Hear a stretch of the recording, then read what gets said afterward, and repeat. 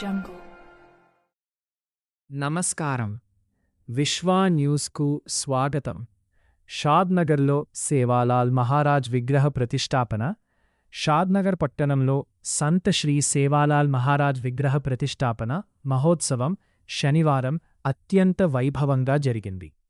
Teachers కాలనీలో ఏర్పాటు చేసిన ఈ వేడుకకు ఎమ్మెల్యే వీర్లపల్లి శంకర్, మాజీ ఎమ్మెల్యే చౌలపల్లి ప్రతాప్ రెడ్డి ముఖ్య అతిథులుగా హాజరయ్యారు. ఉదయం నుండే వేద మంత్రాల మధ్య యంత్ర ప్రతిష్ఠ, విగ్రహ ప్రతిష్టాపన కార్యక్రమాలు శాస్త్రోక్తంగా నిర్వహించారు. గిరిజన సోదరుల కోరిక మేరకు ఎమ్మెల్యే వీర్లపల్లి శంకర్ వారితో కలిసి ఉత్సాహంగా నృత్యం చేయడం అందరినీ ఆకట్టుకుంది. గిరిజన హృదయాల్లో సేవాలాల్ మహారాజ్ అమరుడని, వారి సంక్షేమానికి కాంగ్రెస్ ప్రభుత్వం కట్టుబడి ఉందని ఎమ్మెల్యే స్పష్టం చేశారు.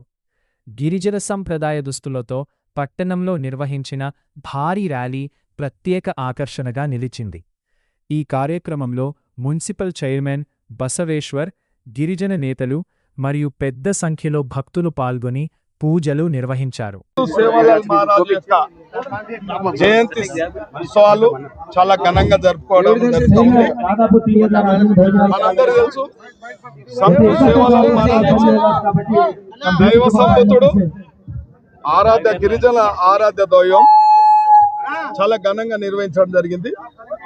గిరిజన సోదరులందరూ కూడా సంత్ సేవాలాల్ మహారాజు యొక్క సిద్ధాంతాన్ని నమ్మి వారి ప్రవచనాలు ముందుకు తీసుకుపోతా ఉన్నారు. కాబట్టి షాద్నగర్లో కూడా గతంలో కాంగ్రెస్ పార్టీ ఉన్నప్పుడే, ప్రతాపన్న ఉన్నప్పుడే, అగ్నూర్ విషయం ఉన్నప్పుడే ఇక్కడ స్థలం ఇవ్వడం జరిగింది. తర్వాత గిరిజన బిడ్డలందరూ కలిసి ఈ యొక్క సంత్ సేవాలాల్ మహారాజు యొక్క విగ్రహం ప్రతిష్టాపన చేసుకోవడం, మరియమ్మ విగ్రహం ప్రతిష్టాపన చేసుకోవడం, మళ్ళీ ఇప్పుడు ఈ కాంగ్రెస్ ప్రభుత్వంలోనే మళ్ళీ ఇవి పూర్తి చేసుకోవడం, దానికి ప్రతి ఒక్క గిరిజన బిడ్డకు అవసరమయ్యే విధంగా కూడా ఒక మంచి మల్టీపర్పస్ కమ్యూనిటీ హాల్ కూడా శాంక్షన్ చేయడం జరిగింది. ఇవాళ ఇంత ఘనంగా వీరు ఇక్కడ పెద్ద ఎత్తున, అంటే భూమి పులకిస్తుంది, ఆకాశం చిందులు వేస్తుంది ఈ గిరిజన ర్యాలీని చూసి కూడా. కాబట్టి నాకు కూడా చాలా ఆనందం ఉంది. ఇలా గిరిజనుల మీద చాలా నమ్మకం, వారు ఒక కల్మషం లేని జీవితం వల్లది. ఇలా నమ్మకానికి, ఇలా నమ్మిన సిద్ధాంతానికి, ఇలా రాజకీయాలలో కానీ ఏ విధంగా అయినా కానీ గిరిజన బిడ్డలు ఇలా దినదినం అభివృద్ధి చెందుతూ ఉన్నారు.